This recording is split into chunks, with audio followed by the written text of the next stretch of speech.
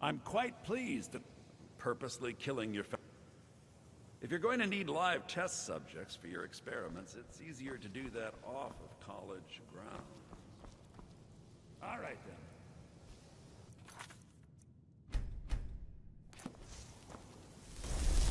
Oh, this is not going to end well. Want to have your clip featured in the Skyrim Clip of the Week? Simply record the clip on your Xbox and then send it to me via message. My gamertag is iRyeni, that's IRYENI, and then you can message it to me over Xbox and I'll be able to view it. I look forward to seeing the clips that you guys send me. Now moving on to the video.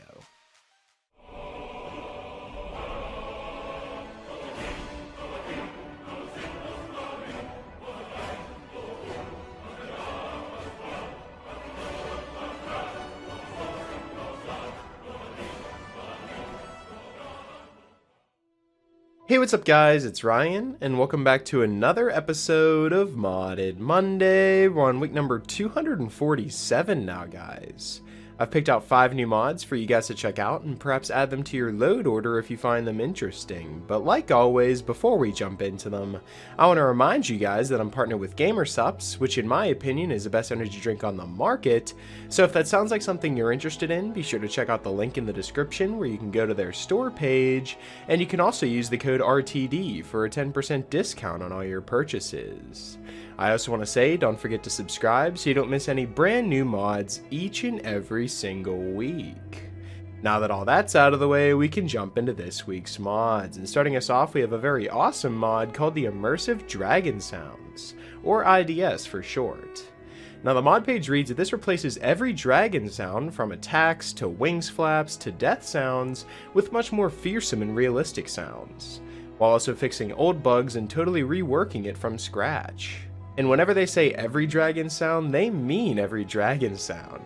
We're talking about new flyby sounds, new dragon breathing sounds, wing swinging and flapping sounds, taking off into the air, land crashing sounds with dragon pain sounds, landing, injury, new idle sounds, dragon footsteps, as well as over 15 new sky and 13 distant roaring sounds, 3 obstruction sounds with vicious flight roaring, 2 dragon death sounds, new dragon tail attack sounds, dragon melee cams, bite sounds, and even more vicious combat sounds as well.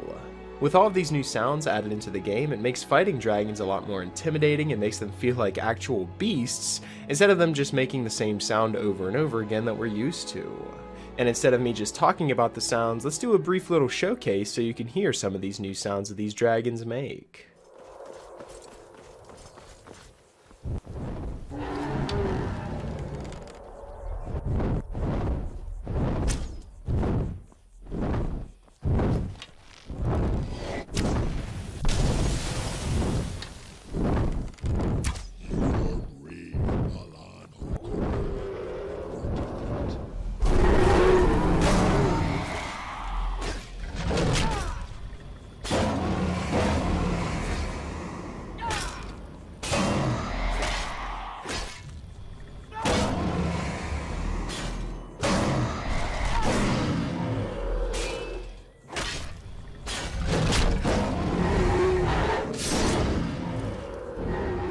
Now, of course, I wasn't able to cover every single sound that's covered in this mod, because this is 33.65 megabytes worth of sounds just jam-packed that completely transform the dragons and make them sound way more intimidating and badass.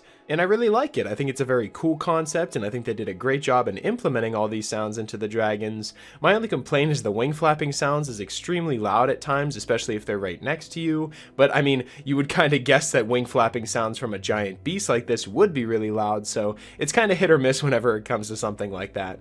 But overall, if you're looking to completely remaster the sounds of dragons and make them feel a lot more dangerous, then the Immersive Dragon Sounds, or IDS, is definitely a mod I'd recommend checking out, and that's why it's featured here at our number 5 spot, so I'd recommend downloading it and fighting some of these new dragons for yourself. Coming in at our number 4 spot, we have a mod that shows some love to our unarmed characters, and this is the Phenderix Arcane Brawler mod. The mod page reads that you can now harness the power of 10 different elements and deliver that true knockout punch. This mod adds new unarmed arcane hand weapons, and it's used for elemental martial arts fighting, and these arcane hands are equipped like normal weapons, like you would originally equip a one-handed sword. And how to get these arcane hands: upon starting the game with the mod installed, you'll be given a power called Arcane Hands. And upon using this power, a message box will pop up prompting you for what element you want to equip. You can then select one of the elements to equip as an Arcane Fist weapon. And this will temporarily add and equip 2 arcane element weapons to your hands, whether you want fire in one hand or shock in the other, or both fire, or maybe you want divine in one and blood in the other. There's so many different combinations that you can use, and the fact that you can put one in one hand and one in the other, I really like that. And upon unequipping these arcane hands, they'll be removed from your inventory, and you can get them back by using the Arcane Hand spell. This just keeps your inventory list clean instead of you having to scroll past 10 different weapons all at once. Instead, you can just have one of the spells in your spell list to equip. And one of my favorite parts about the mod is that the magical damage and visual effect actually increases as your player levels up your one-handed skill. So once you level up your one-handed skill enough, you'll start to do more damage with these, instead of just starting off the game and being incredibly overpowered having these arcane fists. Now these arcane hands have 4 different ranks. There's rank 1, which is the initial rank, where you'll just be doing base damage plus whatever type of element you use, such as fire, frost, shock, you name it, will just do the damage added on top of that. You can then upgrade to rank 2 once you get your one-handed skill up to 50, which just gives you an extra buff on your fists to make them a lot more powerful.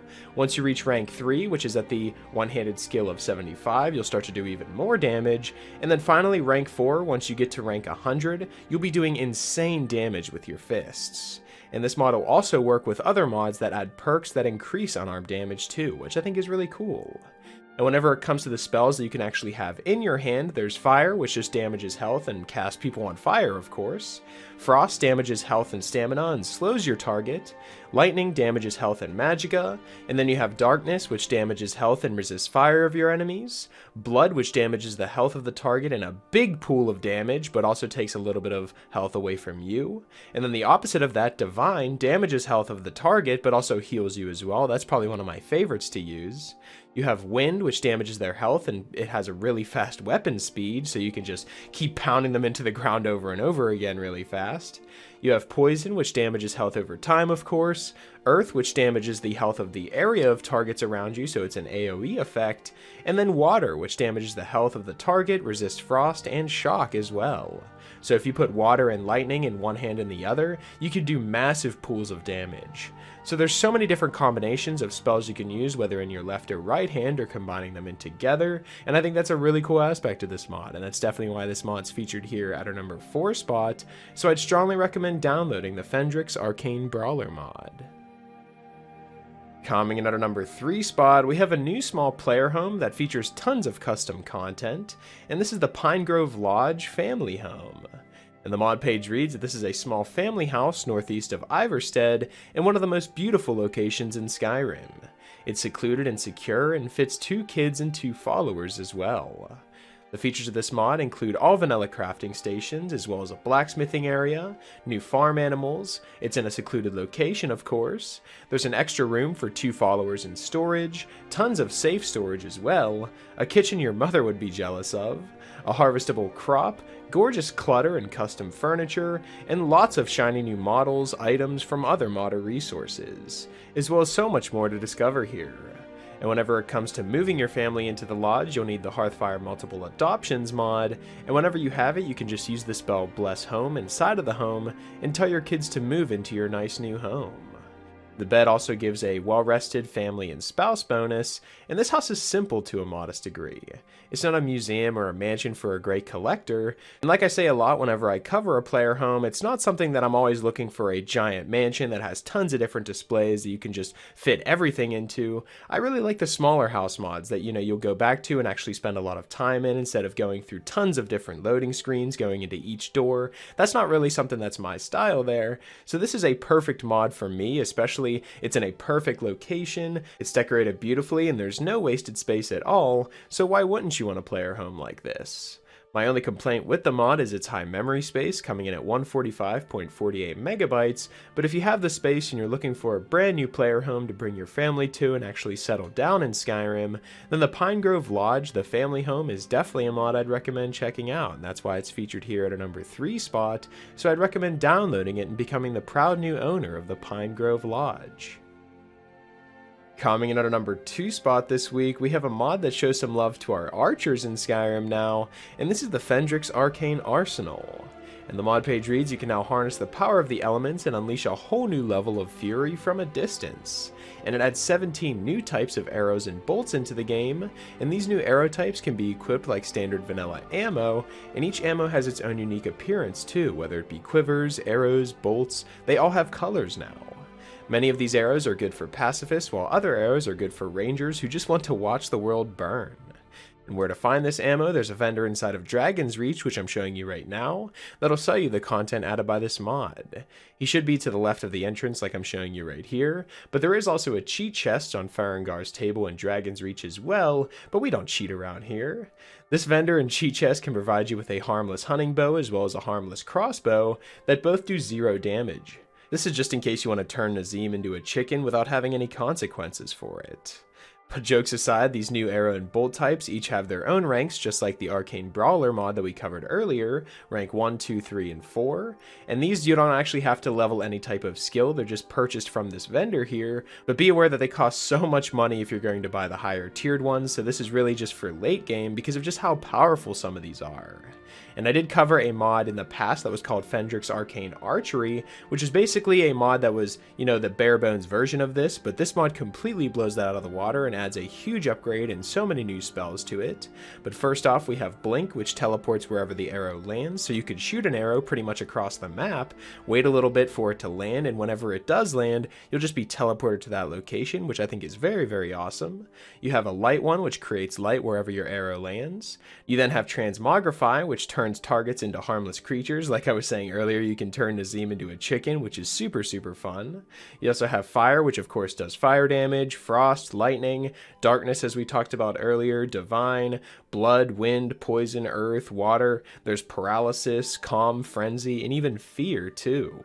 There's so many elements to choose from in this mod, and I really like that they added the harmless crossbow and the harmless bow into the game as well, and on top of that, they added the bolts as well as the arrows so that you can use whatever you prefer, whether it be the crossbow or the bow. So no matter what type of archer you are or what type of mage you are, this is a perfect mod to try out, and it comes in at only 10 megabytes pretty much, so why wouldn't you want a mod like this in your load order? That's definitely why this mod's featured here at our number 2 spot, so if you're looking to completely wreak havoc with magic over the lands of Skyrim and be a true arcane archer, then the Phenderix Arcane Arsenal is definitely a mod I'd recommend checking out and trying out for yourself. Coming in at the number 1 spot this week, we have a mod called Fossil Mining, which completely changes mining and just overall using a pickaxe in the overworld of Skyrim forever. And this is the optimized version of this mod, just so we can save as much space as possible, because the other versions of this mod take up 500 and 600 megabytes of space, and we don't want anything like that. We want to keep it as small as possible here without, removing any of the features of this mod, and it's more so just a texture thing, so don't worry about that. But this fossil mining mod adds over 164 fossils that you can find randomly while mining in tiers of rarity to make mining more interesting and more profitable as well. You can even add the fossils to your Legacy of the Dragonborn museum if you're using the fossils for the archaeology excavations as well. And whenever it comes to the tiers that you'll uncover and the fossils that you'll find, under tier 1, this adds the most commonly found fossils in real life. And it's the most common tier of fossils you'll find in the overworld of Skyrim. This tier includes smaller, more distinct fossils, such as bone and eggshell fragments and pieces of fossilized coral. And these can be found pretty much anywhere if you're mining iron, ebony, any type of ore that you're mining in the overworld of Skyrim will have a chance of dropping one of these fossils.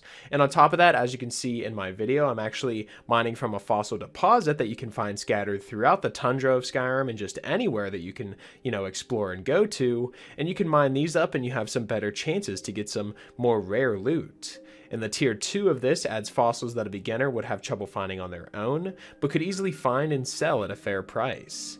This tier includes fossilized shells, amber, triabolites, and more. I think I pronounced that correctly. Moving on to tier 3, you'll have the more rare stuff such as skulls, claws, teeth, fossilized eggs, and more.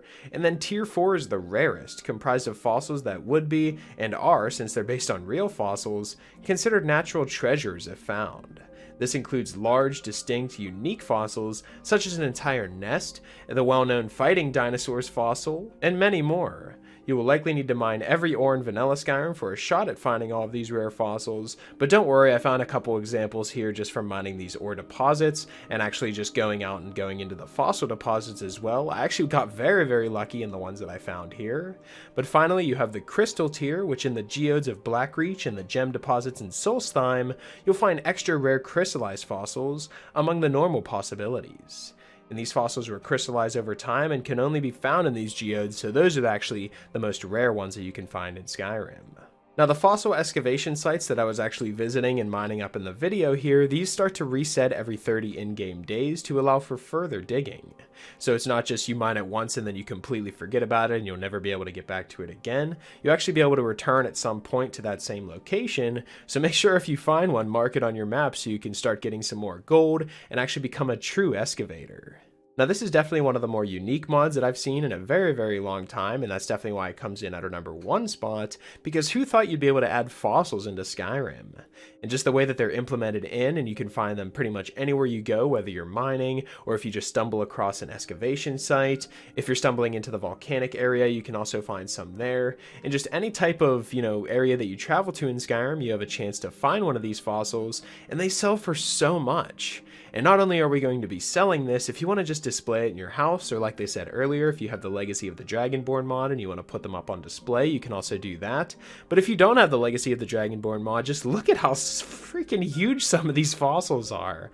I'm going to head into General Bellathor's goods store here and just drop one giant one on his desk here, and I want to see how much he wants to give me for this. There's so much to explore in this mod with over 164 new things to find and fossils to uncover, then that's definitely why this mod's featured here at our #1 spot. So if you're looking to go on an adventure and find some new loot and make tons of money, then the Fossil Mining Optimized mod is definitely a mod I'd recommend checking out, so go download it and become a true fossil miner for yourself. So that's pretty much it for this week's episode of the top 5 Skyrim mods of the week. Hopefully you guys did enjoy, and if you did, I'd appreciate it if you left a like and subscribe if you're new. It really helps me out a lot. And if you have any suggestions for mods you'd like me to cover in future top 5 mod episodes, be sure to let me know in the comment section below, or you can follow me on Twitter. I'll be sure to leave my Twitter in the description, and you guys can follow me on there and leave me suggestions there as well. Special shout out to my Patreon supporters. Thank you guys so much for everything that you guys have done for me. And yeah, that's pretty much it. Hopefully you guys did enjoy, and I will talk to you guys later.